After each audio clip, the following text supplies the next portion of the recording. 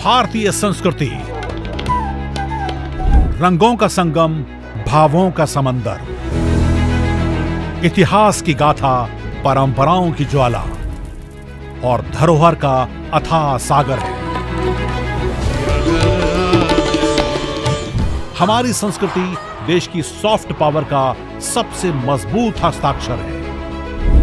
योग, आयुर्वेद, भारतीय दर्शन, साहित्य, कला और संगीत जैसे अनेक क्षेत्रों में भारत की अमूल्य देन ने पूरे विश्व को प्रभावित किया है।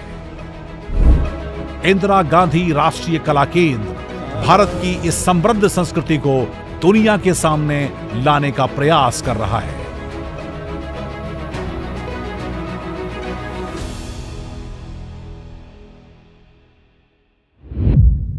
नमस्कार, संस्कृति संवाद में आप सबका स्वागत है। मैं हूं आपके साथ नमिता। भारत कई आस्थाओं, परंपराओं और रंगों का देश है। यहाँ हर थोड़ी सी दूरी पर भाषा बदल जाती है, पहनावे बदल जाते हैं और रीत रिवाज भी बदल जाते हैं। लेकिन इन सबके बीच जो चीज़ हमें एक सूत्र में बांध के रखती है वो है हमारी संस्कृति और यूनिटी इन डाइवर्सिटी की भावना। हमारे लोकगीत और लोक कलाएं हमें अपनी जड़ों के साथ जोड़े रखते हैं। कथक, भरतनाट्यम जैसे क्लासिकल डांस और अलग अलग प्रदेशों की लोक कलाएं हमारी संस्कृति की पहचान है। तो आइए एक बार फिर चलते हैं भारत की इसी समृद्ध और रंग बिरंगी सांस्कृतिक विरासत के सफर पर। शुरू करते हैं आज का संस्कृति संवाद।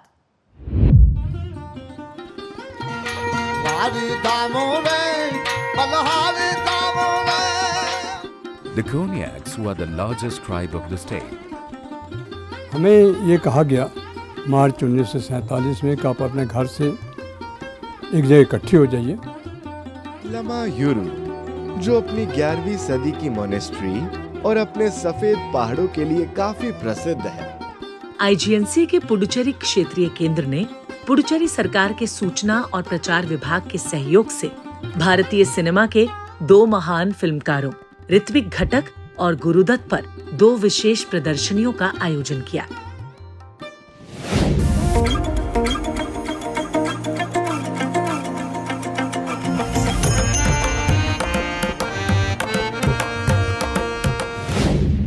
आज की सांस्कृतिक प्रस्तुति में हम आपको रूबरू करवाएंगे गुजरात की खुशबू के साथ। सुनेंगे वो लोकगीत जो सदियों से हमारी संस्कृति और पहचान का हिस्सा रहे हैं। लोकगीत का मतलब सिर्फ संगीत नहीं है।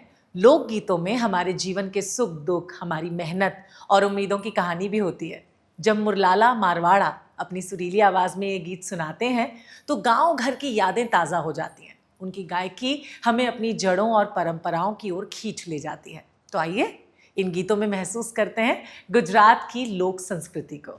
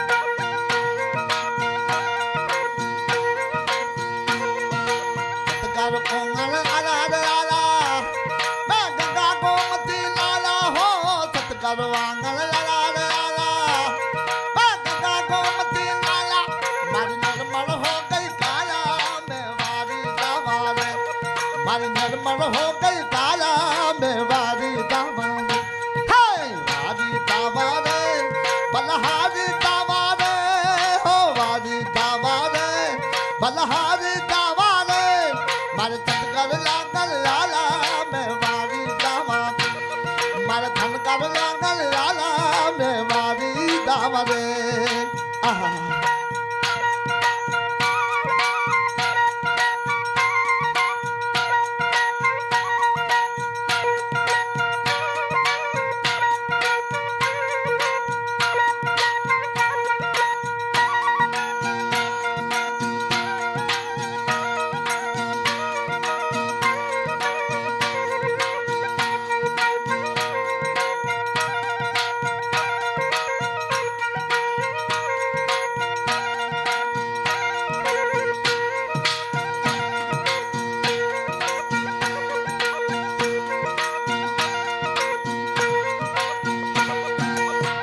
सखी मिलकर हलो रहालो के चढ़ दिल गल गावो हो सब सखी मिलकर हलो रहालो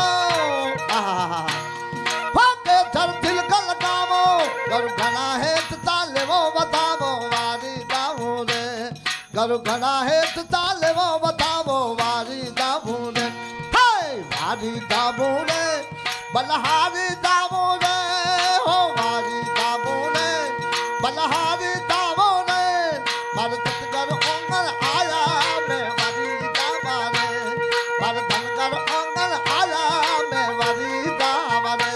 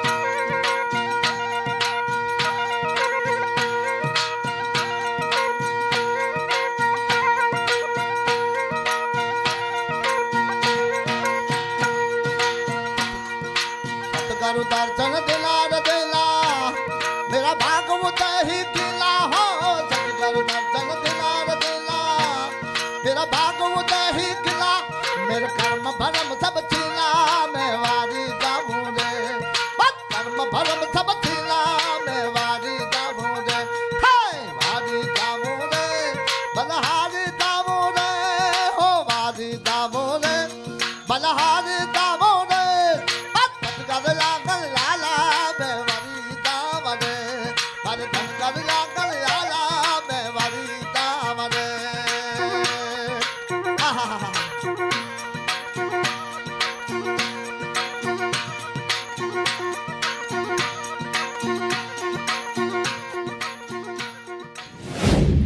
मुरलाला मारवाड़ा की नॉस्टैल्जिक परफॉर्मेंस के बाद बढ़ते हैं अगले सेगमेंट सिने सर्कल की तरफ।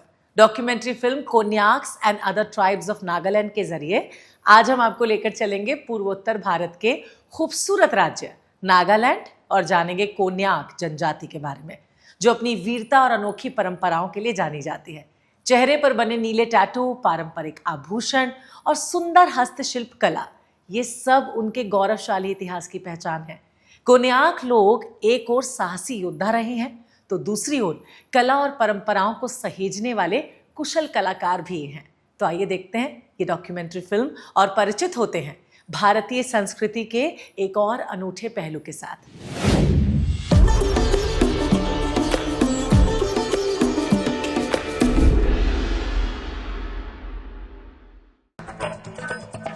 The Konyaks, who are the largest tribe of the state and who are often described in history books as one of the fiercest tribes of the world, subscribe to this image. Apart from the Konyaks, Nagaland has 14 other major tribes and many minor ones.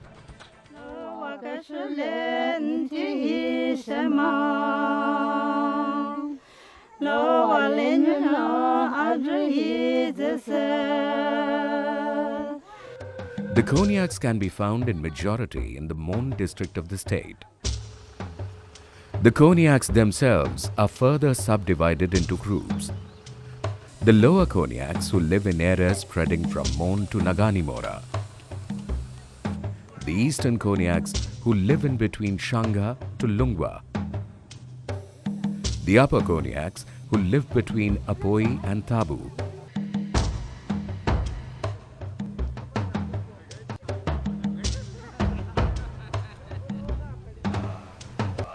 The subgroups have slight variations in dress, governance, and facial tattoos, among other things.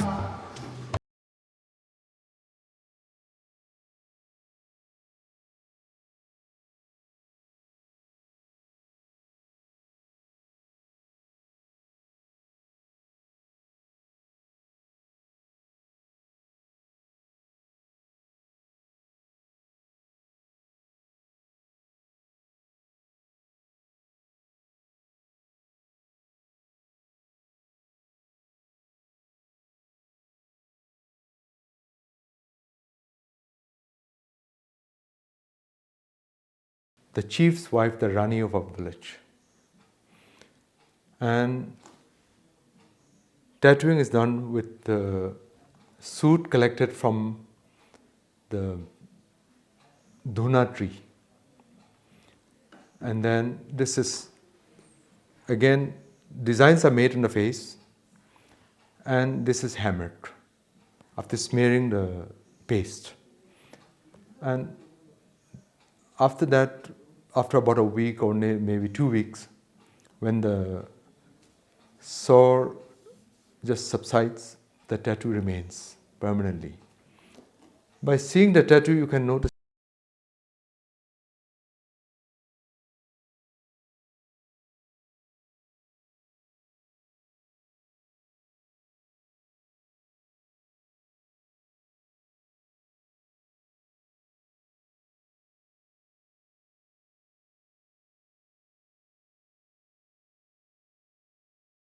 the Konyak women too is similarly colorful. Folk artist Ekam Konyak enlightens us about it. He says that this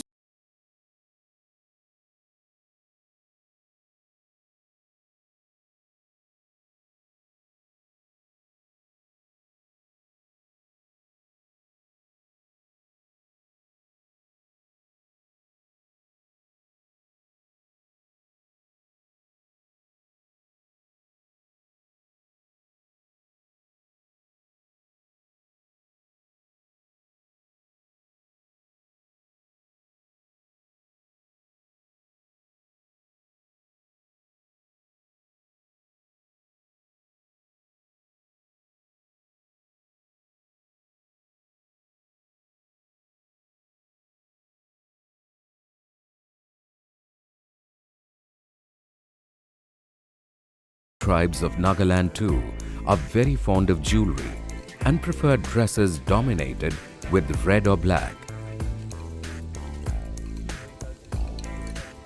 This is the dress of the Angami male, and this is the dress of their women.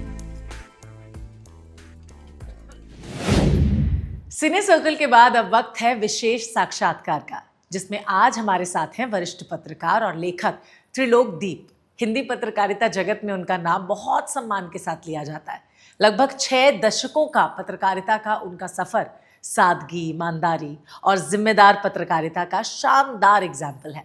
अपनी लेखनी से उन्होंने हमेशा सच को सामने लाने का काम किया।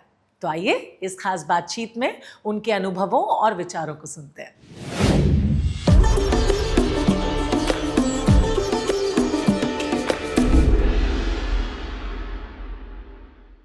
सर, आपने भारत विभाजन की त्रासदी को झेला है।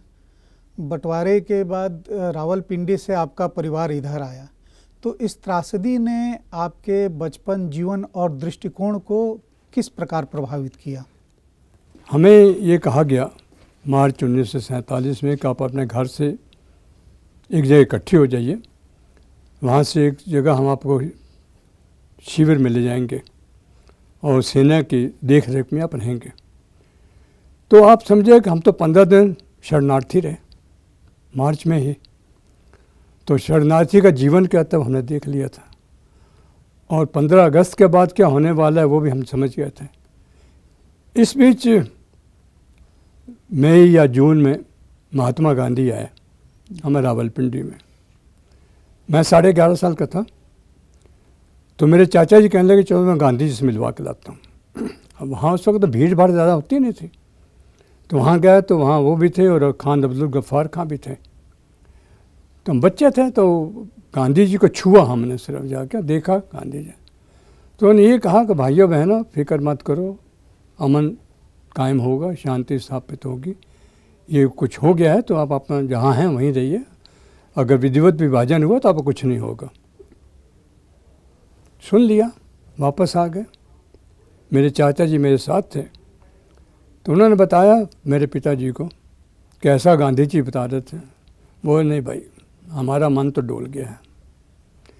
अब ये हमने देख लिया है कि विभाजन से पहले ये हालत है, तो विभाजन के दौरान या विभाजन के बाद क्या होगा ये देखेंगे। तो इसलिए मेरे पिताजी ने तय किया कि हम लोग 5 अगस्त को रावलपिंडी छोड़ देंगे। हमने 5 जगह रावलपिंडी छोड़ी, हम लोग रात लाहौर पहुँचे, लाहौर से फिर लखनऊ आए, लखनऊ के बाद हम लोग यूपी में बस्ती के पास ट्रेन जगह थी, मेरे पिताजी की पहचान के लोग थे, हम लोग वहाँ के ठहर गए। तो वहाँ हमने देखा विभाजन की त्रासदी क्या होती है। आप कहिए तो हम तो उसको पहले ही अनुभव कर चुके थे, क्या त्रासदी हो सकती है। अब जहाँ तक मार काट की बात है, वो हमारे परिवार ने देखा। तो पत्रकारिता में आने का आपका मन कैसे बना? कोई खास घटना थी या कोई ऐसे व्यक्ति थे जिनसे प्रेरित होकर आप पत्रकारिता में आए? पत्रकारिता में कैसे है उसका एक छोटे से आपको बयान करता हूँ। 1964 का साहित्य पुरस्कार, अकादमी पुरस्कार मेरी बहन प्रभजोत कौर को पंजाबी में मिला, पब्बी के नाम से, वो काव्य संग्रह था। और 1964 का हिंदी में मिला अज्ञे को, आंगन के पार द्वार में। जी। तो हिंदी भवन में एक फंक्शन था, तब ये हिंदी भवन वो नहीं था, यहाँ पर एक थिएटर कम्युनिकेशन बिल्डिंग होती थी, जहाँ आजकल पालिका बाज़ार है, वहाँ पर हुआ करते थे। अच्छा। तो हाँ, हम लोग, मैं तो पंजाबी और हिंदी सबको बुलाया गया। तो अब मैं अज्ञे को पढ़ा था स्कूल के दिनों में, सारे मतलब शेखर एक जीवनी, नदी के द्वीप वगैरह सब पढ़ चुका था। तो देखा तो वक्तव्य दे, तो मेरी बहन ने कहा ये त्रिलोक द्वीप है, मेरा भाई है, हिंदी में लिखने का शौक़ है, और 9-10 साल से लोकसभा में काम करता है, मन करता है ऐसा का बचने का, पत्रकारिता में रहता। तो उन्होंने सुन लिया, अच्छा नमस्कार क्या चलते। तो 6 महीने बाद उनका, मेरी बहन को फ़ोन आया कि उसको मेरे पास भेजिए, मैंने दिनमान शुरू किया हुआ। तो मैं गया, तो बड़ा अच्छा लगा, उनके दफ्तर में गया, 7 बहादुर शाह ज़फ़र मार्ग में थे, टाइम्स हाउस में बैठा करते थे। तो कहले, अरे आप तो कोई लिखने का शौक़, लिखते थे ना आप करते? मैंने कहा जी हाँ। तो ऐसा कीजिए कि दिनमान हमने निकाल दिया, 1965 की बात है, अब तो लोकसभा में काम करते हैं, तो ऐसा कीजिए कि आँखों देखी खबरें हमें भेजा करती हैं। आप संसद में बैठते हैं तो आप सबसे पहचान होंगी, तो जो आपको लिखना है वो और को नहीं लिख सकता। तो आँखों देखी लिखने मैंने शुरू की। फिर एक दिन उन्होंने मेरी बहन से कहा कि हमने एक एडवर्टाइजमेंट दी है कि हम विशेष संवाददाता की भर्ती कर रहे हैं, तो अपने भाई से को अगर उसमें इंटरेस्ट हो तो अप्लाई कर दें। तो मैंने अप्लाई कर दिया। तो एक इम्तिहान हुआ अच्छा खासा। तो उस वक्त वहाँ एक काम करता था श्रीकांत वर्मा, तब वो बहुत प्रसिद्ध कवि सब एडिटर थे, तो वही बैठे थे, हम भी बैठे, और भी 10-15 लोग थे। तो जब हुआ तो उन्होंने बताया, इंटरव्यू वगैरह हुआ, तो इंटरव्यू के बाद 2 दिन बाद चिट्ठी उनके कहे कि आपका इंटरव्यू तो ठीक ठाक था, लेकिन हमने श्रीकांत वर्मा को विशेष संवाददाता नियुक्त किया है, अगर आप उप संपादक बनने में इंटरेस्टेड हो, रुचि रखनी हो, तो आप हमसे मिल लीजिए। तो इस तरह कैसे 1965 में मैं अज्ञे जी से मिला और उप संपादक बन गया, और 1 जनवरी 1966 को मैंने विधिवत उप संपादक की नौकरी शुरू कर दी। इस तरह से मैं सक्रिय पत्रकारिता में आया। देश दुनिया को नई दृष्टि से देखने के लिए प्रेरणा देने वाले त्रिलोक जी के अनुभवों के बाद अब बढ़ते हैं गांव की तरफ। केंद्रीय संस्कृति मंत्रालय का एक बेहद अहम प्रोजेक्ट है national mission on cultural mapping, जिसके जरिए भारत के गांव का दस्तावेजीकरण किया जा रहा है, ताकि आने वाली पीढ़ियों के लिए अपनी ग्रामीण विरासत को हम सहेज कर रख सकें। और इसी प्रोजेक्ट का एक बहुत इंपॉर्टेंट हिस्सा है मेरा गांव मेरी धरोहर। तो आज मेरा गांव मेरी धरोहर सेगमेंट में हम आपको लेकर चलेंगे लद्दाख के एक बहुत खास गांव लाम्यूरो में। इसे चांद की धरती भी कहते हैं, क्योंकि यहाँ की पहाड़ियां और घाटियां चांद की सतह जैसी दिखाई देती हैं। ये गांव प्रकृति और बौद्ध परंपराओं का सुंदर संगम है। यहाँ का ऐतिहासिक मठ, लहराते हुए प्रार्थना ध्वज और गूंजते हुए मंत्र पूरे एटमॉस्फेयर को दिव्य शांति और आध्यात्मिकता के साथ भर देते हैं। पत्थरों से बने घर, संकरी गलियां और यहाँ के लोगों की सादगी भरी मुस्कान मन मोह लेती है। तो आइए चलते हैं लद्दाख के इस अनोखे गांव में।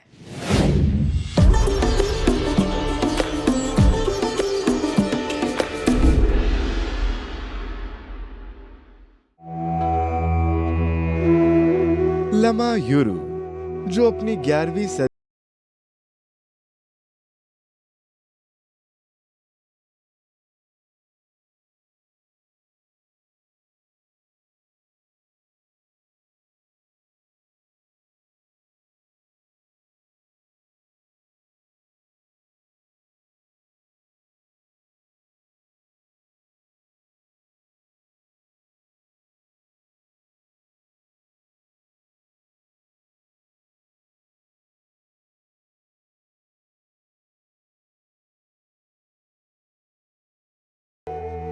मॉनेस्ट्री के अंदर कई पुराने चितार और नक्काशियां पाई जाती हैं, जो कि 17 और 18वीं शताब्दी की हैं। यहाँ पाए जाने वाले चित्रों को मिट्टी और चट्टानों के चूरे से बनाया गया है।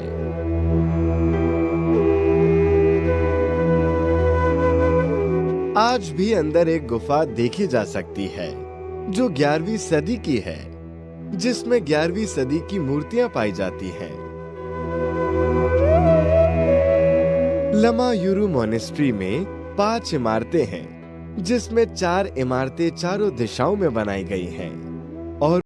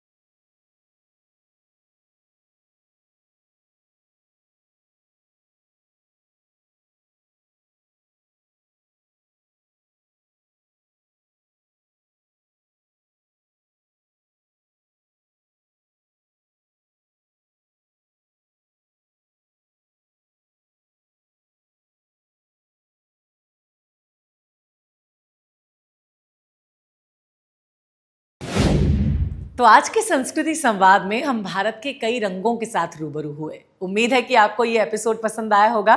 बहरहाल, अगर आपके गांव या शहर में कोई खास परंपरा, लोक कला, त्योहार या सांस्कृतिक विरासत है, तो उसका एक तस्वीर या छोटा सा वीडियो अपने नाम और फोटो के साथ हमें इस ईमेल आईडी पे भेजिए जो नीचे मेंशन्ड है। अगर उसमें संस्कृति की महक है तो फिर वो संस्कृति संवाद का हिस्सा बन सकती है, क्योंकि मेरा गांव मेरी धरोहर आपके गांव की कहानी को देता है एक नेशनल प्लेटफॉर्म। तो आज के लिए बस इतना ही।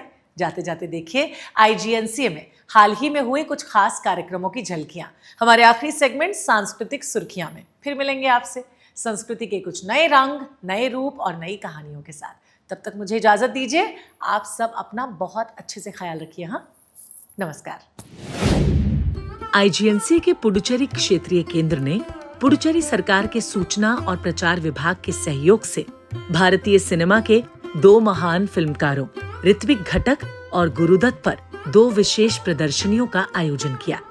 ये प्रदर्शनियां ऋत्विक घटक और गुरुदत्त की जन्म शताब्दी के अवसर पर पुडुचेरी के कामराजार मणिमंडपम में 13 से 15 फरवरी तक आयोजित की गईं। प्रदर्शनियों में दोनों दिग्गजों के जीवन, उनकी सिनेमा दृष्टि, सामाजिक सरोकारों और भारतीय फिल्म जगत में उनके अमूल्य योगदान को दर्शाया गया।